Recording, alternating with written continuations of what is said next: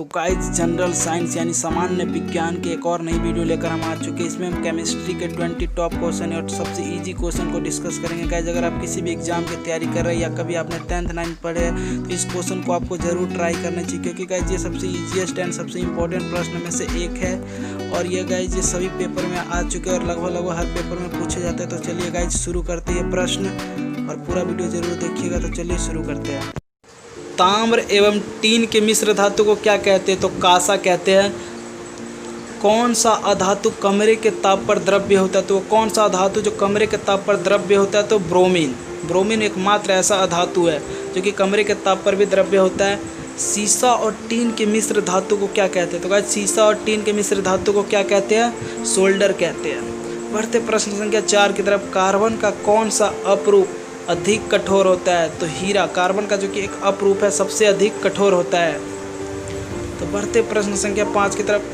Copper को वायु में जलाने पर कौन सा यौगिक बनता है? जब भी कॉपर को वायु में जलाया जाता है तो कॉपर ऑक्साइड बनता है। गाइस याद रखना इसे।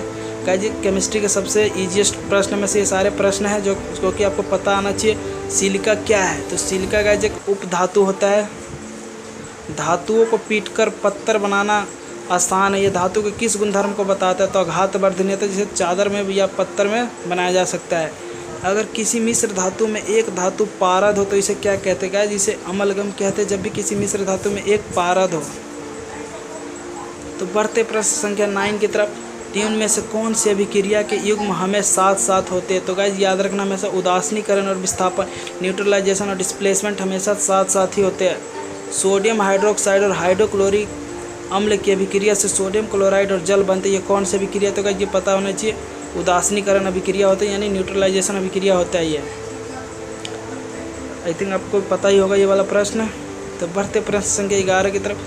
किसी अभिक्रिया में भाग लेने वाला पदार्थ क्या कहलाता है? जो भी अभिक्रिया में भाग लेता है उसे अभिकारक कहते हैं, और जो हमें मिलता है उसे हम कहते हैं प्रोडक्ट।